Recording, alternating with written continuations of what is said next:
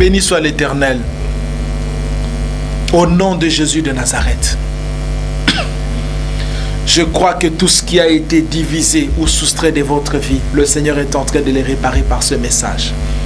Je crois que toi qui es tombé, tu regardes déjà là où tu es tombé et tu dis au Seigneur, Seigneur, je suis tombé, je subis la division, je subis la soustraction, mais je vais revenir vers toi pour peser lourd sur la balance et obtenir miséricorde. Nous continuons, bien-aimés, avec une troisième opération qui s'intitule l'addition divine. Oui, comme vous le voyez, l'addition divine, c'est une opération positive pour les enfants de Dieu.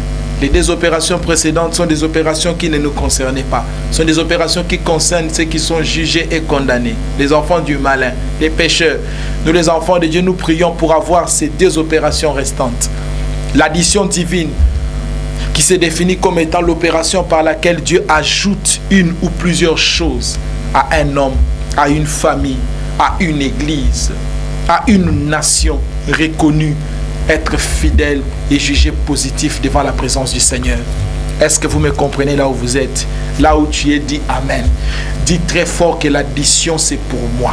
Dis très fort, l'addition c'est pour mon église. Dis très fort, l'addition c'est pour mon travail. Dis très fort, l'addition divine c'est pour mon foyer.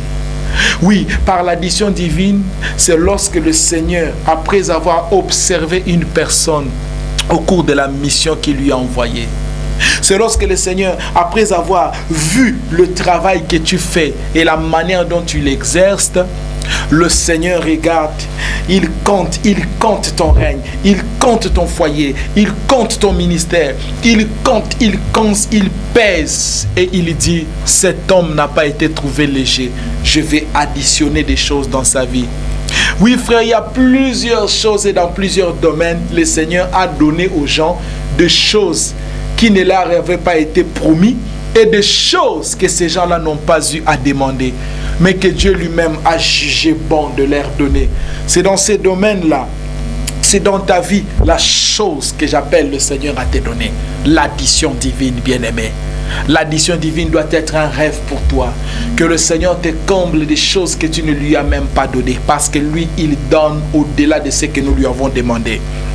Mais à quand? Au moment où, quand il comptera, il pèsera ton règne, ton pouvoir, ton ministère.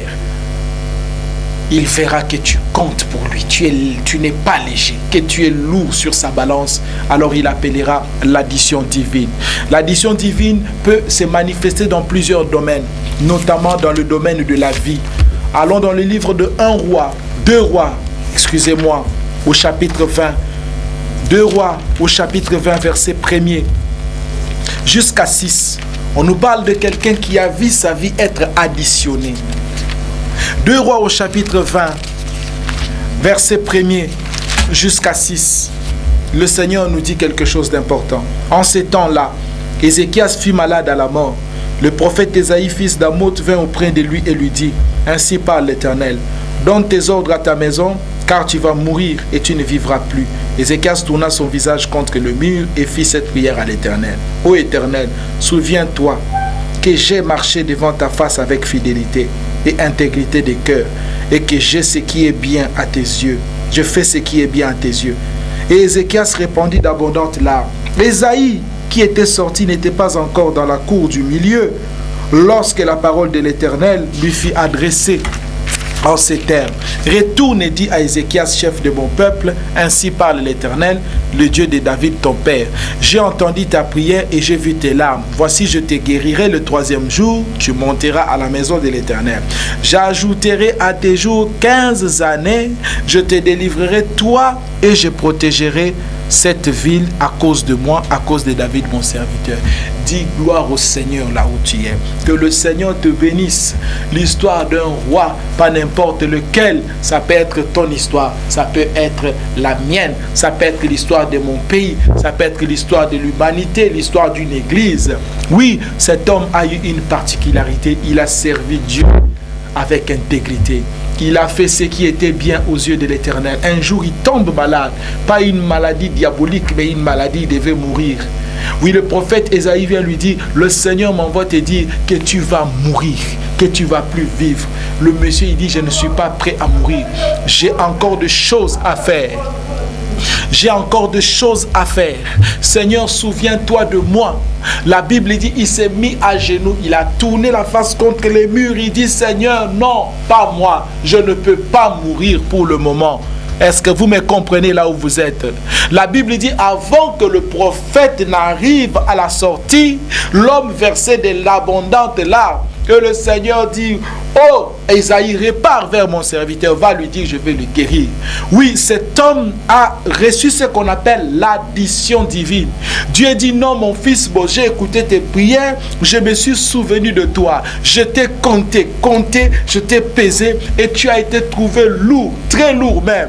À ces faits, tu ne mourras plus à tel âge, mais j'ajoute soit 15 ans dans ta vie.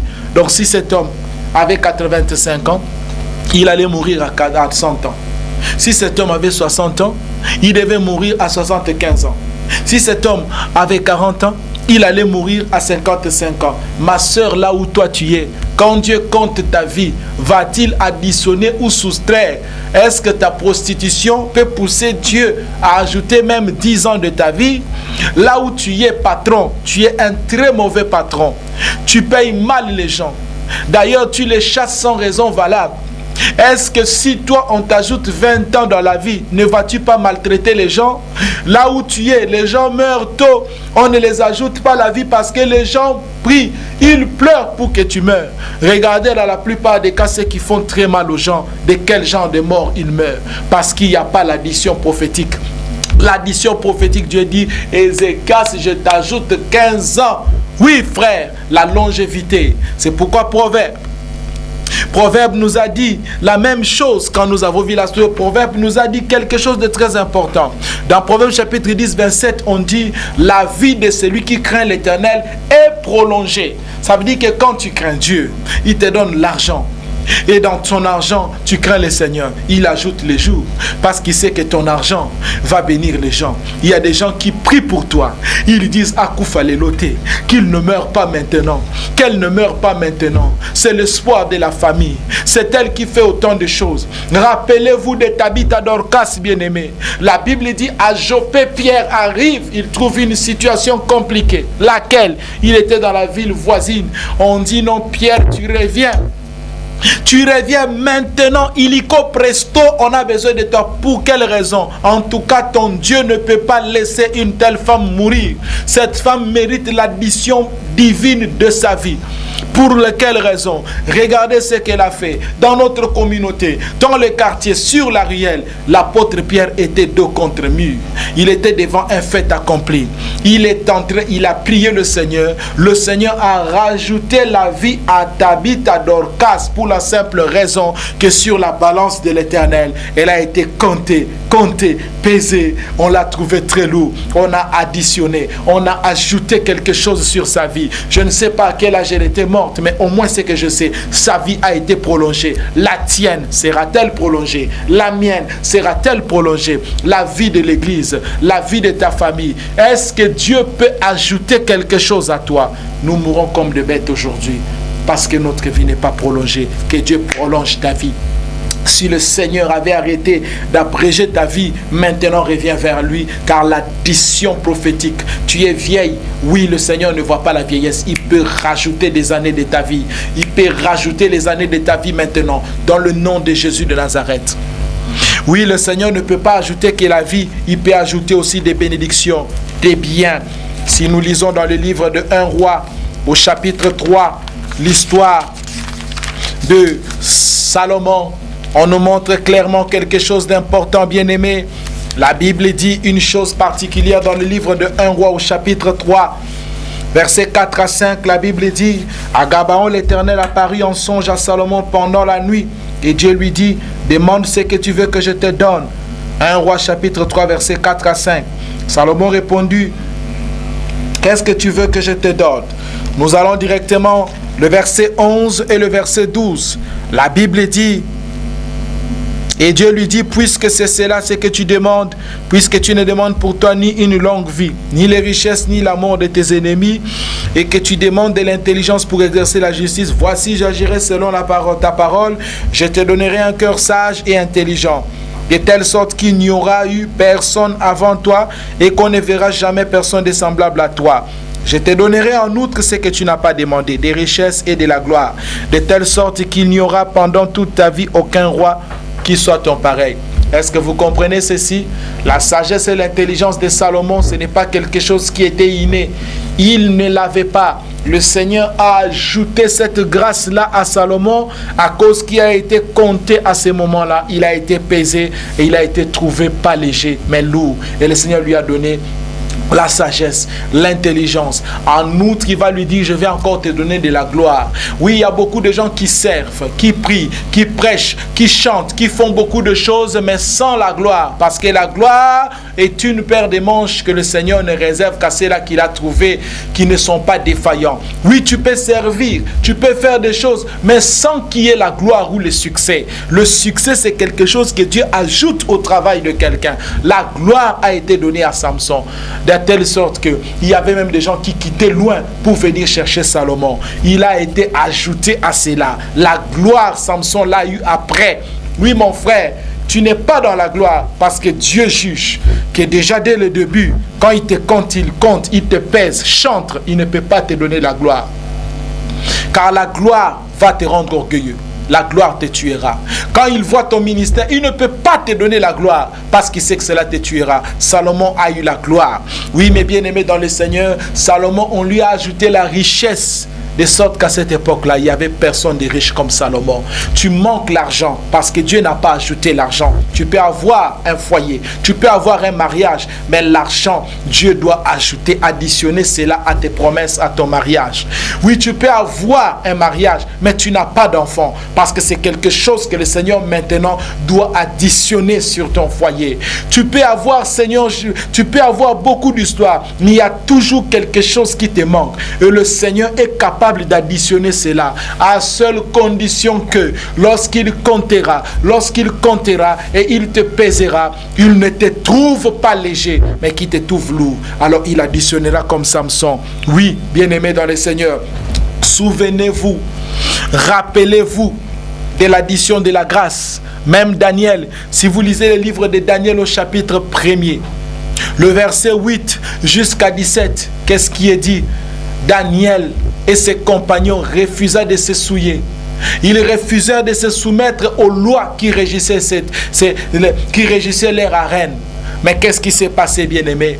La Bible dit, Dieu ajouta de l'intelligence à ces 4 beaux jeunes hommes à cause de ce qu'ils ont refusé de se souiller.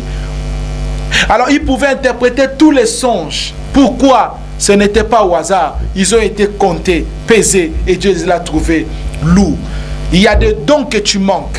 Il y a des pasteurs qui prêchent, mais ils n'ont pas l'onction. Pourquoi? Parce que Dieu voit déjà que si te donne l'onction, tu ne pourras pas avancer. Mais par contre, tu seras détruit.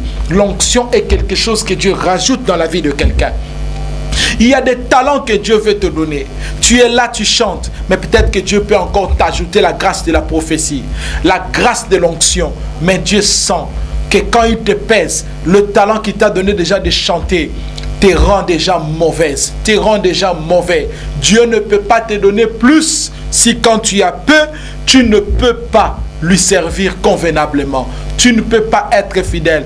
Combien aujourd'hui ne peuvent plus rien faire parce qu'ils ont atteint un niveau où le Seigneur ne peut plus rien faire pour eux. Il ne peut pas ajouter. Ma prière est que ce qui te manque maintenant vienne dans ta vie. Que le Seigneur, par ces messages, si qu'il n'a pas voulu te donner, comme tu me suis maintenant, tu es à genoux en train de dire, Seigneur, j'ai subi la division et la soustraction, mais je veux que tu me rajoutes un enfant dans mon foyer. Je veux que tu me rajoutes l'argent sur ma promesse. Je veux que tu me rajoutes les voyages sur ma promesse. Je veux que tu me rajoutes les gloires et les succès sur mes promesses. Dieu est capable de le faire, à condition que tu comprennes, que tu réalises qu'il est Dieu, qu'il est là pour toi, qu'il veut que tu le serves, mais de la manière la plus bonne. Et il va faire quelque chose pour toi, dans le nom de Jésus-Christ. Amen. Bien-aimés dans le Seigneur, que Dieu vous bénisse. nous allons voir le dernier point. La dernière opération qui se trouve être la multiplication divine. Oui, c'est le tout dernier point. La multiplication divine qui est l'opération par laquelle Dieu augmente considérablement nos bénédictions ou nos revenus.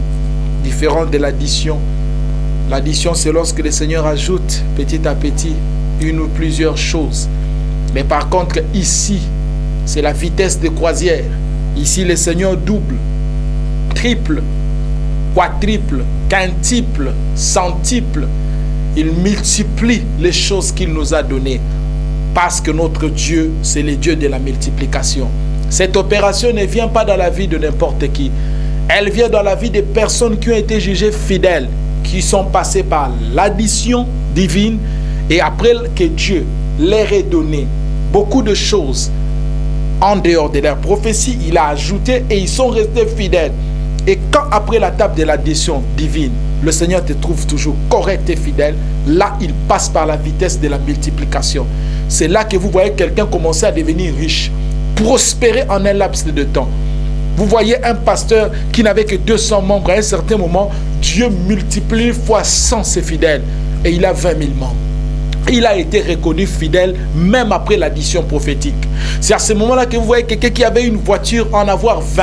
Dieu multiplie par 20 parce que cet homme a été fidèle. Je ne parle pas de la multiplication satanique puisque le diable aussi peut multiplier les choses. Mais je parle de celle qui vient du Seigneur. La multiplication divine. C'est à ce moment-là que quelqu'un qui était stérile comme la femme Anne, la maman de Samuel, qui n'avait qu'un seul enfant, mais qui a respecté le principe. Lorsque Dieu a ajouté un enfant dans sa vie, cette femme est allée vers le sacrificateur pour honorer ses engagements. Dieu a compté cette femme, a pesé, l'a trouvée correcte. Et la femme a vu ses enfants se multiplier. Elle en a eu d'autres parce qu'elle a été correcte devant le Seigneur. Notre Dieu, c'est le Dieu de la multiplication. Lisons Genèse chapitre 17, versets 1 à 5. Lorsqu'Abraham fut âgé de 99 ans, l'Éternel apparut à Abraham et lui dit: je suis le Dieu tout-puissant. Marche devant ma face et sois intègre. Vous voyez ce que Dieu lui dit? Marche devant ma face et sois intègre. Il le recommande pour que tu vives la multiplication. Marche devant ma face et reste intègre. Une question se pose: suis-je intègre? Le tu. Es-tu intègre? Marches-tu devant la présence du Seigneur? J'établirai mon alliance entre moi et toi et je te multiplierai à l'infini. À quel moment je te multiplierai à l'infini? Quand tu marcheras devant ma face et tu resteras intègre. Donc Dieu veut les intègres. Dieu ne multiplie pas n'importe qui. Peut-être il peut s'arrêter même à l'addition. Mais la multiplication, c'est lorsque les fruits commencent à pousser et en abondance. C'est ce que j'attends de toi. C'est ce que le Seigneur veut faire sur nous, nous les fils d'Abraham. Nous sommes les fils de la multiplication. Abraham tomba sur sa face et Dieu lui parla en disant: voici mon alliance que je fais avec toi. Tu deviendras père d'une multitude de nations. On ne t'appellera plus Abraham, mais ton nom sera Abraham. Car je te rends père d'une multitude de nations. Je te rendrai fécond à l'infini. Et je ferai de toi des nations et des rois sortiront de toi. Qui a dit Amen avec moi? C'est lorsque tu traverses la période de la multiplication divine, tu cesses d'être appelé Sarah et tu deviens Sarah. Parce que tu es la mère de mère. Lorsque tu traverses maintenant l'étape de la multiplication divine, tu cesses d'être Abraham, mais tu deviens Abraham. Parce que tu es le père de la multitude. Lorsque tu traverses l'époque de la multiplication, tu cesses d'être Simon, fils de Jonas, et tu deviens Pierre, le rocher, le roc. Lorsque tu traverses l'étape de la multiplication, tu l'atteins, tu cesses d'être Joseph, mais tu deviens Shaphnat Panéat. Le nom commence à changer parce que Dieu fait de toi un multiplicateur. Tout ce que tu touches prospère. Tu deviens prospère. Tu deviens un homme prospère et tu fais prospérer les gens. Tu deviens une source de bénédiction. Ça, c'est l'étape de la multiplication divine. Que la plupart des chrétiens, des enfants de Dieu, d'hommes d'affaires, voire même de pasteurs, n'atteignent pas jusqu'à leur mort. Ils se limitent peut-être à l'addition prophétique. La multiplication, c'est lorsque Dieu commence à multiplier. Il centuple, il quintuple. Tu étais aujourd'hui à une voiture, à la fin de l'année, tu en as 3. Il a multiplié par 3. L'année prochaine par 4. Et à chaque année, lorsque l'onction de la multiplication touche quelqu'un, en 10 ans, celui qui était au bas de l'échelle, il devient millionnaire. Celui qui était en bas devient puissant et fort puissant. Mais lorsque tu garderas l'intégrité et malgré ton élévation, tu n'arrêteras pas d'être devant la présence du Seigneur. Frères et sœurs en Christ bien-aimés, beaucoup de personnes sont passées par la multiplication divine, la prospérité à tous égards. Oui, frères et sœurs, Abraham est passé par des épreuves pour que le Seigneur dise que je te multiplierai. Si vous lisez le livre de Genèse au chapitre 22, versets 15 à 17, regardez ce que la Bible lui dit.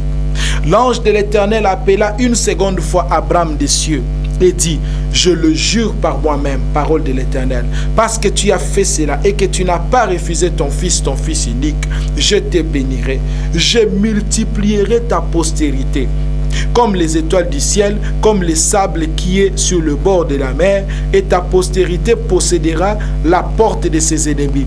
Toutes les nations de la terre seront bénies en ta postérité. Il donne les raisons. Parce que tu as fait ceci. Il avait fait quoi? Il a accepté d'offrir au Seigneur Isaac, le seul fils qu'il avait, puisque Ismaël était déjà chassé de la maison. Le fils unique qu'il avait, il a accepté de le donner. Donc il est passé par un test de fidélité. Dieu a compté, il a pesé, il dit mais cet homme, j'ai compté, je l'ai pesé. Il n'a même pas refusé de me donner son propre fils, son fils unique. En tout cas cet homme m'a surpris. Alors je te rendrai fécond, je te multiplierai. Le Seigneur dit, je jure par moi-même. Oh gloire à Dieu. Là où tu es, dis Seigneur, je veux que tu me multiplies. Je veux que tu multiplies mes bénédictions. Il dit, je te multiplierai comme les étoiles du ciel. Sais-tu que Dieu peut multiplier ton argent comme les étoiles du ciel? Le petit salaire que tu as là, si tu rentres dans cette alliance de la multiplication, Dieu peut multiplier ton salaire. Dieu peut multiplier tes vêtements là où tu es. Dieu peut multiplier tes maisons là où tu es. Dieu peut multiplier tes voitures là où tu es. Dieu peut multiplier tout ce que tu as entre tes mains. Qu'as-tu en main? Le Seigneur peut les multiplier. Rappelez-vous de l'histoire de Jésus. Lorsqu'il a voulu nourrir plus de 5000 personnes, il a dit, qu'avez-vous en main? Nous avons que 5 poissons de pain et c'est deux poissons et 5 pains. Il dit, bon, venez avec ces histoires-là. Il a multiplié ce qui était, ce que tu as là. Le 5 pains et les 2 poissons, le Seigneur peut les multiplier, à condition que quand il te compte, il pèse, il te trouve lourd. Dieu a compté beaucoup de personnes, il les a trouvés légers, il les a soustraits ou divisés. Dieu a compté des gens à partir de ces messages. Réveille-toi, frère. Si tu penses que tu es bon envers Dieu, continue encore dans ta bonté, avance dans les biens. Si tu te reproches de beaucoup de choses, mets-toi à genoux avec moi maintenant. Commence à dire au Seigneur, je sais que j'ai été mauvais. Quand je vois ma vie, je vois ce que je fais de mes moyens. Combien de fois tu m'as donné, mais mon argent c'est pour les prostituées. Mon argent c'est pour les femmes d'autrui. Mon argent c'est pour les boîtes de nuit. Mon argent c'est pour les futilités. Maintenant je reviens à toi. Parce que quand tu comptes. Je sais que Père éternel Dieu, je risque d'être divisé. Au nom de Jésus de Nazareth. Maintenant, là où tu es, la multiplication frappe à ta porte, frère. La multiplication frappe à ta porte. Comme Jacob l'a dit à Joseph, Dieu m'a promis qu'il te multipliera. Joseph a été multiplié par 2. Il a eu Ephraïm et Manassé, frère. Parce que notre Dieu, s'il te trouve lourd, il te multipliera. Là où tu es, mon frère, ma soeur, qu'est-ce qui se passe dans ta vie? Est-ce la soustraction ou la division? J'appelle l'addition dans ta vie. Notre Dieu est le Dieu de la multiplication. Ce message n'est pas venu te condamner, mais t'exhorter à comprendre que 4 opérations viennent dans nos vies. Et de ces 4 opérations, il y en a 2 qui sont négatives et 2 qui sont positives. Entre autres, l'addition ainsi que la multiplication divine. J'appelle le Dieu Tout-Puissant à multiplier ma vie, mon ministère. J'appelle Dieu à multiplier tes enfants, à multiplier ton argent, à multiplier tes entreprises, à multiplier tout ce qui est entre tes mains, à une seule condition, que tu reviennes à lui. Je veux que tu fasses cette prière avec moi. Seigneur Jésus, je reviens vers toi. J'ai été fautif. C'est pour cela que tu m'as compté. Tu as compté. Tu as pesé et tu m'as trouvé léger. Ainsi, je suis passé par la soustraction et la division. Mais maintenant, ô Père, je te demande pardon. Je reviens vers toi comme l'enfant pour dire, Père, arrête la soustraction et la division dans ma vie. Père, peut-être que tu n'avais pas encore frappé, mais tu avais déjà compté et arrêté le jour où ta main allait écrire contre moi pour appeler la division ou la soustraction. Mais Jésus, je reviens à temps vers toi. Efface mes transgressions. Ouvre-moi les yeux, car je vais vivre l'addition, Seigneur, prophétique. Je vais vivre, Seigneur, la multiplication divine dans ma vie. Ajoute les enfants, multiplie mon argent. Je ne cesserai pas d'être reconnaissant en toi, au nom de Jésus-Christ. Oui, Dieu a écouté ta prière. Reçois cette onction qui va t'élever. Reçois la restauration de ta vie. Que le Seigneur t'accorde ce que tu n'as pas. Que la main de Dieu te touche là où tu es. Ce qui n'a pas été dans ta vie, que le Seigneur te le donne si tu es sincère. Ce que tu as dans ta vie, que le Seigneur multiplie cela. Sois béni aujourd'hui et pour toujours. Que le Seigneur vous donne cette onction qui multiplie les choses. Merci pour cette grâce, Père. On se retrouve au prochain numéro. Dans le nom de Jésus-Christ. Amen.